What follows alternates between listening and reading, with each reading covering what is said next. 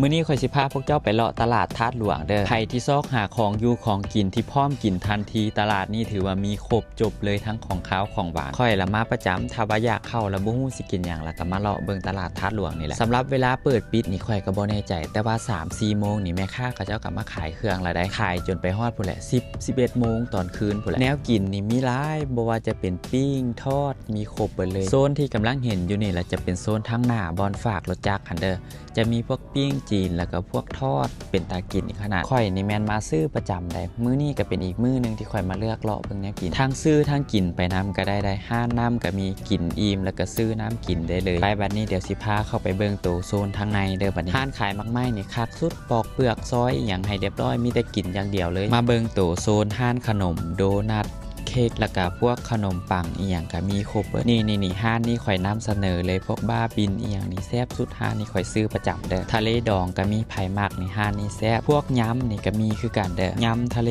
พวกปูม้าพวกกุ้งพวกแซลมอนนี่ก็มีซูชิห้านนี้ก็แซ่บเด้อเคยกินหลายเทื่อละโซนตัวทางลุ่มนี่ก็สิเป็นพวกขายแนวกินสุกเด้อพวกอ้อพวกแกงพวกคั่วอย่างนี้แม่นมีเบิดเลยเด้อส้มพักแล้วก็ใส่อัวข้าวเหนียวตำบักหุ่งและแม่นมีอยู่โซนนี้เกือบทุกห้างเลยทางในก็สิสุดแต่ซ้ำนี่แหละยับไปลุมก็สิเป็นบอนจอดรถปิ้งปลาปิ้งเป็ดปิ้งไก่ปิ้งหมูแมันมีครบไปเลยเอาง่ายๆเรื่องแนวอยู่แนวกินแล้วมันครบจบอยู่ตลาดนี้เลยพวกลาบพวกแกงต้มไก่อย่างนี้มันมีครบเบิดของกินนี่หลายแหงเจ้ามาตลาดนี่แต่ละมื้อนี่เปลี่ยนแนวกินได้สบายเลยสำหรับข่อยแล้วมันซื้อกินเกือบหมดทุกห้างแล้วอยู่ตลาดธาตุหลวงนี่นะแต่ว่าคนมาก็จะค่อนข้างหลายหน่อยนึงเด้อก็จะเบียดกันหน่อยนึงก็มีทั้งคนมาแลนและตอนกลับก็ซื้อแนวกินไปกินอยู่บ้านแล้วก็สิมีทั้งคนที่ตั้งใจมาซื้อแนวกินมารอซื้อแนวกินแน่ก็มีสำหรับราคานี่ก็พอกินอยู่เด้อราคา 10,000 20,000นี่ก็ยังพอมีให้เห็นอยู่เด้อก็สิมีประมาณนี้แหละสำหรับแนวกินอยู่ตลาดธาตุหลวง